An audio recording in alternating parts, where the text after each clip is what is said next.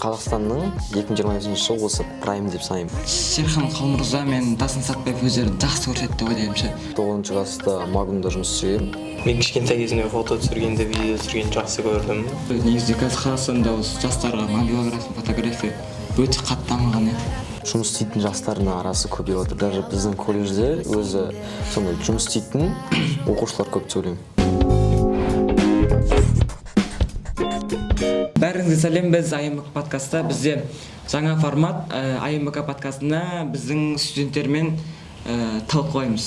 Бүгінгі айтарымыз негізінде қазіргі Қазақстан жастары. Қалай қарайсыңдар? Қазіргі біздің Қазақстанда осы студенттер, оқушылар жұмыспен оқуды бірге істегеніне қандай көзқараспен қарайсыңдар? Жұмыспен бірге оқуды қосып істегенде. Менің ойымша қазіргі жастар өзін үлгеру үшін барлығында жұмысты да көбінесе жастардың барлығы өзіне жолына, ақшасына және де өзінің тамағына да басқа істеу үшін жұмыс істейді. Өзінің керекті заттарын алу үшін. Но кейбіреулері бар, ата-аналарына көмектесу үшін де жұмыс істейді. Мысалы, Ернар, сен өзің неше жастан бастап жұмыс істедің? Жұмыс істеп жүрсің ба қазір? Иә, мен қазір жұмыс істеймін. Мен негізі 11 жасымда жұмыс жасап бастадым. 2 жыл фотограф болдым, 2 жыл официант болдым. Қазір өзім фотограф болып жұмыс істеймін. Маған фотограф болған ұнайды, и осы жұмысымды дальше жалғастырамын деп ойлаймын. Фотограф болу қиын ба? Жоқ, оңай. Ең бастысы опыт болса болды. Опыт. Бірақ негізінде ше, менің ойымша, қазіргі жас кезінде сен оқуды алып кетіп, болашағында қай мамандық істесең, сол оқуды дұрыстап оқып, жұмысқа ойынды білмей ғана істесең, сол дұрысырақ деп ойлаймын. Сен осы мамандықты қаяқтан таңдадың? Қалай жалғастырдың өзіңе? Несімен ұнады? Фотограф болу. Мен кішкентай кезімде фото түсіргенде, видео түсіргенді жақсы көрдім. Сосын мен видеомен де, фотомен де айналысып көрдім. Бірақ өзіме фото жағы ұнады. Сол себеппен фотографпын қазір. Болашақта өзіңді фотографтан көресің бе, немесе басқа мамандық дейсің бе? Енді өмір бойы фотограф болмаймын ғой. Дальше басқа жақтардан өзім көремін деп ойлаймын. Сендер ше? Мысалға, қазір айта келгенде мен өзім сол фотограф және де мобилограф жағында өзімді дамытқым келеді. Өзіме хотя бы бір хобби болатындай өзіме сол қызықтырып жатыр. И сол салада өзімді жалғастыра бергім келеді. Мен қазір өзім начинающий мобилограф и фотограф болып жатырмын. Сол салада жалғастырғым келіп жатыр өзімді. Қандай советтер бере аласыңдар? Саған ұнады ма бұл сала? Иә, ұнайды. Ұнап жатыр өзіме. Совет дейсің бе? Менің саған советім болса, меніңше басқалардың қалай жұмыс істегенін көріп, олардан хоть бір нәрсе болсын өзіңе алып қалсаң, сол кезде сен біраз белестерді бағындыра аласың деп айта аламын. Негізінде қазір Қазақстанда осы жастарға мобилография, фотография өте қатты дамыған. Иә, Қазақстанда ақырындап дамып келе жатыр. Қазіргі таңда мысалы жұмыс істейтін жастардың арасы көбейіп отыр. Даже біздің колледжде өзі сондай жұмыс істейтін оқушылар көп деп ойлаймын, студенттер. Мен өзім сол негізінде бұған қарсымын. Өйткені мен сабақ оқып жүрген кезде 9-шы класста осы официант болып істедім. Колледждің басын істедім. Бірақ официант болған кезде сен түнгі 3-4-ге шейін жұмыс істейсің. Таңертең ерте тұруың керексің, оған мүлде энергияң қалмайды. Сол үшін жұмыс жасап кеттім мен, себебі өз ойымда тек осы мамандыққа, яғни оқытқан мамандығыма ойым бөлу үшін. Жоқ, мне кажется, негізі сенікі де дұрыс, сенің айтып отқаның меніңше өте жақсы, бірақ әркімнің өз қалауы ғой. Егер адам сол нәрсемен айналысқысы келсе, бала кезден бастап сол нәрсені дамытқаны ол да жақсы. Ал егер басқа нәрсе оқуға қатысты болса, егер оқу керекті нәрсе болса, меніңше оқыған дұрыс. Жұмыс істемей оқып, сосын барып жұмыс істеген дұрыс. Жоқ, менің ойымша наоборот, если айта келсек, екеуінде 50-50 ұстау болады. Мен де мысалы 9-шы класста Магнумда жұмыс істегенмін, заводында. Сол жақта жұмыс істедім и оқуды да немесе бірге алып жүруге тырыстым. Просто на данный момент сол кезде ақша жайында қиындықтар болды. И сол момент қазіргі көбінесе жастардың арасында сондай ақшаға қысылыс болады. И мне кажется, жұмыс істегенде и оқуды да бірге былай алып жүруге болады. Өзім де бірақ алып жүргенмін деймін. Ол үшін сабақ тыс уақытынан істеу керек қой. Бірақ қазір Қазақстан жастары негізінде андай ойлай келсек, қазір Қазақстанда прям дамыған ғой. Мысалы осы 2025-те айта келсек, Қазақстан мысалы көптеген танымал адамдар келді. Мысалы вот недавно только Қайрат пен Ря ойнаған кезде Серхан Қалмұрза мен Дастан Сатпаев өздерін жақсы көрсетті деп ойлаймын ше. Вот мысалға олар өздерінің 18-16 жастарында осындай не матчтарға шығып өздерінің золотой молодежь екенін көрсетті. Сол Қазақстан золотой молодежь туралы не айта аласыңдар? Қазіргі таңда, мне кажется, Қазақстанның 2025 жылы осы прайм деп санаймын, потому что Қазақстанда көп событиялар болды. И жаңағы айтып өткендей золотой молодежь, Дастан Сатпаев қазіргі таңда 18-ге толғаннан кейін уже Европадағы ең танымал клубтардың арасында претендент болып сояқты алынайын деп жатыр, футболист болып. И сол, мне кажется, Қазақстанның осы золотой молодежь Қазақстанды дамытып жатыр одан сайын. И осылай келесі жылдарда дами берсін деп тілейміз енді. Вот Дастан Сатпаев ше өзінің кішкентай кезінен бір футболға беріліп, әр не тренировкалар сол футболға тек кішкентай кезінен футбол қызыққаннан қазір осындай уровень көрсетіп жатыр, деңгейде көрсетіп жатыр осы футболшы.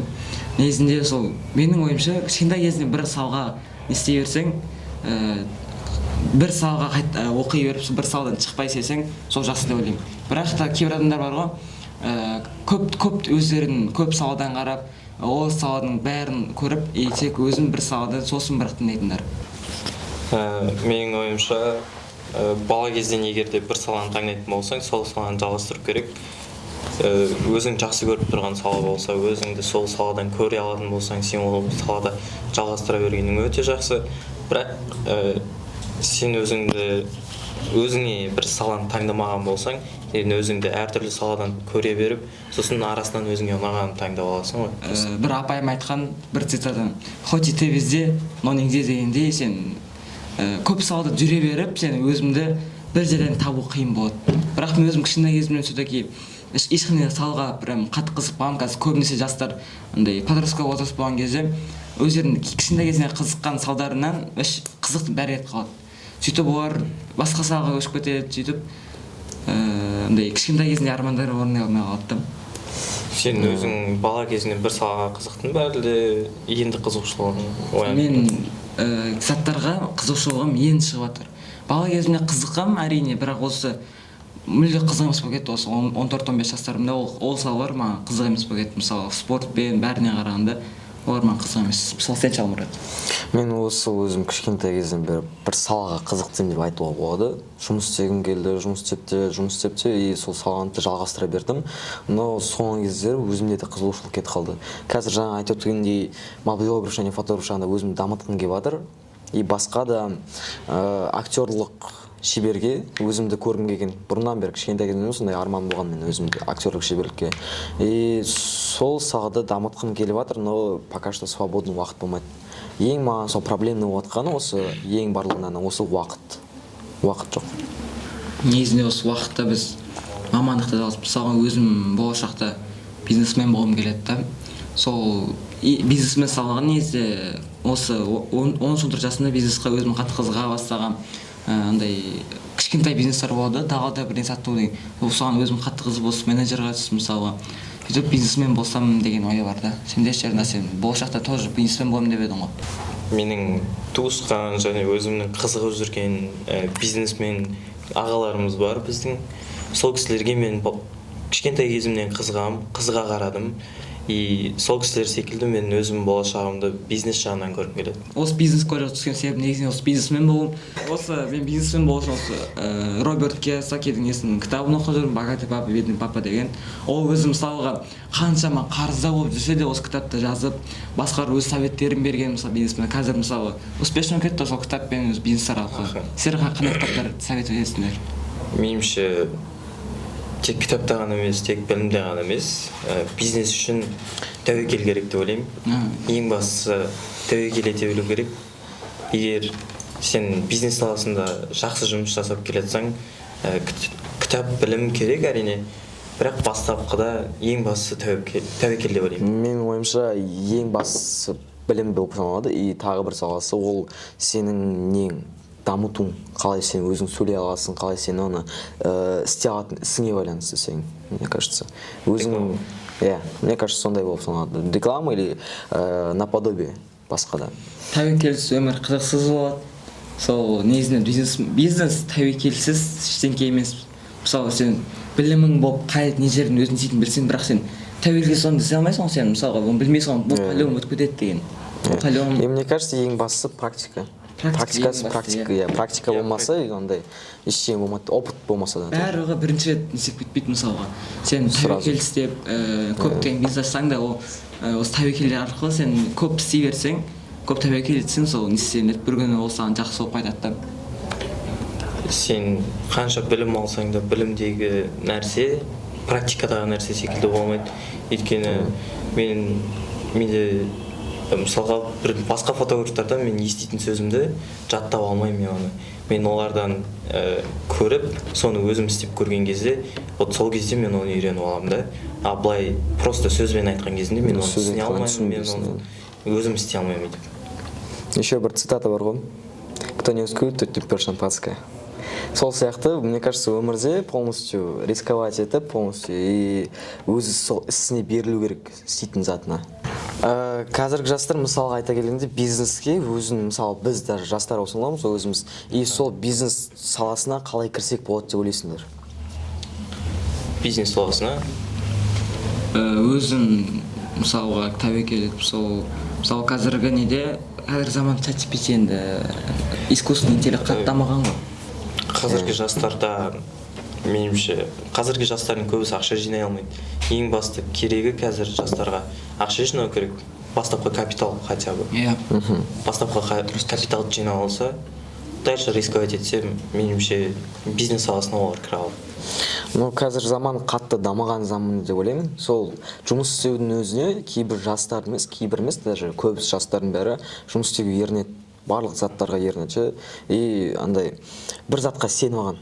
Бір адамға, немесе бір затқа, өзін бір затқа сеніп алғандай болады. И искусственный интеллектке де тоже. Мысалы, сабақты айта келетсек, сабақты көбінесе өздері даже ChatGPT-де, ақш-та және де басқа да Еуропа елдерінде ChatGPT-ді былайынан қолданады. ChatGPT идеясын алады, полностью бизнес саласында да сөйтуге де болады. Идеяны алып, сол идеяны өзің толықтырып, полностью и сол окончательно бір әдемі не шығаруға болады. А қазіргі көбінесе сол ChatGPT шығарып береді, соны алға салады и соны істей салады болды. Негізі қазір бізде жасанды интеллекттің кесірінен бізде білім қатты білім деңгейі түсіп кеткен деп ойлаймын. Өйткені жастар мүлде өздері талпынбайды да, ChatGPT сала салам дегенде оймен олар сабаққа келеді салады, ChatGPT-ні көре салам. Сол ChatGPT мысалға біз бұрында өзіміз оқып прям тырыстық қой, ал қазір бәрі сол жасанды интеллектпен шеше салады да.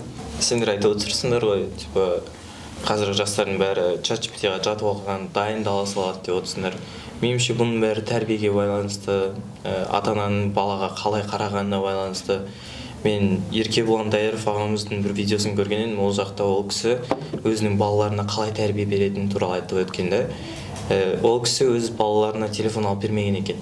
И балалары телефон туралы әңгіме қозғаған кезде, ол кісі өзі айтады екен: давайте лучше паркқа барайық, давайте лучше теледидар көрейік, немесе серуендеп қайтайық. Сондай әңгімелермен өзі мүлдем басқаша тәрбие береді екен да. Меніңше осындай тәрбиені әр қазақ жалғастыру керек.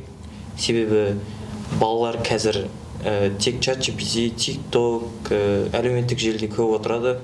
Телефонмен, бүкіл өмірін телефонмен өткізеді деп айтсақ та болады.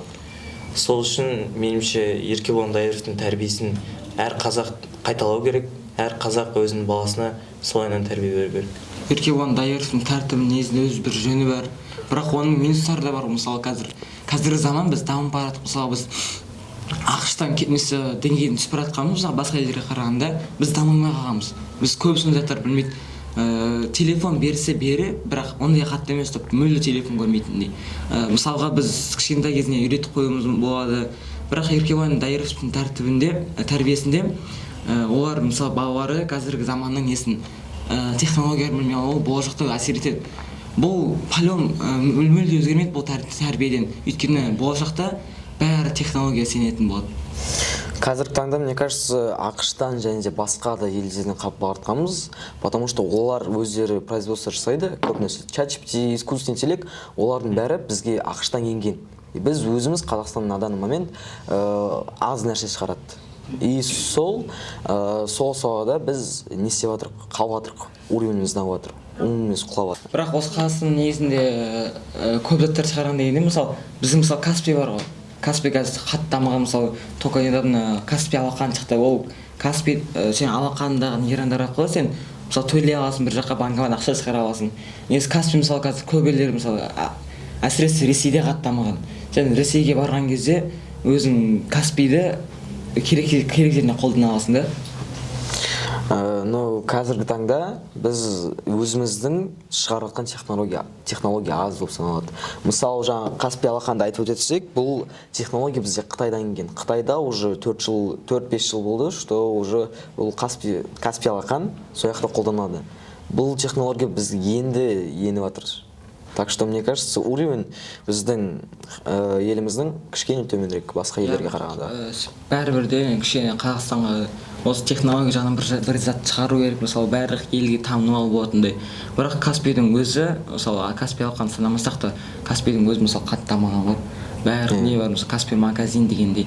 Сен Каспийдан кредит, штраф бәрін төлей аласың, магазин заттар заказ бере аласың, рассрочка дегендей. Но енді айтарлық те бізде Қазақстанда госуслуги қатты дамыған. Кейбір даже елдерде, Ресейде де және басқа осы СНГ елдерінде ондай қатты дамыған госуслуги. Оларда полностью бір карточканы алу үшін, Каспий карточканы, мысалы бізде айтып өтілікте, Каспий карточка бізде 1 минутта дайын болады. Мысалы Каспий не басқа елдерде сен телефон арқылы перевод жіберең, өзі 2-3 күнге кетеді. Ал бізде 1 секундта келеді да. Сол жағынан біз қатты дамығанбыз. Біздің қазір колледж студенттері бірінші курстан бастап, мысалы практика өте алады. Қазір практикадан бастап олар өз мамандығына таңдаған мамандықтарын үйрене бастайды. Мысалы біз осы келесі 2-3 айдан кейін біз өзіміз таңдаған неге барып, мысалы біз менеджеріміз ғой. Біз таңдаған неге банкқа барып, компанияға барып, уже практика өте бастаймыз да. Сөйтіп 3 жылдан кейін дипломды алсақ, негізі жұмысқа кірісіп кете аламыз. Сендер осы колледждің мамандығы бойынша жалғастырылған келе ма? Негізі оқып или дальше высший оқыларын келе ма? Ол смотря мен мамандығым практикада ұнаймын. Мен негізінде менеджмент қалыс. Сол қайта келейін, бизнесмен болу үшін түскем. Бірақ менеджменттен сен бизнесқа өзің тағы да оқып табасың. Сол бизнес колледжден сен сөйтіп менеджерді, бірақ мен бастапқы не үшін, бастапқы капитал үшін менеджер болып жалғастырғым келді. Мысалы, өйткені менеджер мамандығы маған өзіме қатты ұнаған. Сен қатты қиналмайсың, практиканың өзі оңай болады, оның оқуда қатты қиын емес та. Мен ары қаратай тек біліммен емес, практика жүзінде өзім жұмыс істеп көргім келеді. Қазіргі жастар меніңше қазіргі жастар оқуда ақша жағынан қиналады деп ойлаймын. Сендер бұған қалай қарайсыңдар и қандай жолмен қалай табыс табуға болады? Студент бола тұра. Студент бола тұра, подработка, мне кажется, потому что... Бірақ егер только смена сен графигі, сен сабағыңа кедергі келтірмесе ғана. Сабақтан тыс уақытта и бос уақытта қарай жұмыс істеу керек, потому что сабақта да оқу керек и жұмыста былайынан былай керек болып жатады адамға. Мысалы, үй жұмыстарың бар, оның бәрін бітіруге сен уақытың болсағана подработка түсу керек. Бірақ егер сен алыс тұрсаң, ондай по-любому сен істей алмайсың, алыс тұрсаң, өйткені сен қайтар кезде автобуспен қайтасың, ол кезде сен егер сабақтан сразу жұмысқа кетсең, сен кешке қарай қайтып уже автобус жүрмейді, оған тағы ақша кетеді. Сен үй жұмысы орнамағанда оған сабағында бұзылады. Бірақ негізінде жұмыс істеген дұрыс, мысалы студент кезінде жұмыс істеген дұрыс, бірақ тек тыс уақытта ғана. Қазіргі осы Қазақстан дамығанына байланысты жастар, бәріміз негізі осы Қазақстан дамуы жастардың қолында деп ойлаймын өзім ойынша. Яғни дұрыс айтасың, қазір біз Қазақстан дамуын өз жастарымыз қолында, бәрі біздің қолымызда. Біз болашақта Қазақстанды биіктерге көтеріп, жақсы деңгейге жетуіміз керекпіз ғой. Келесі кездескенше сау болыңыздар.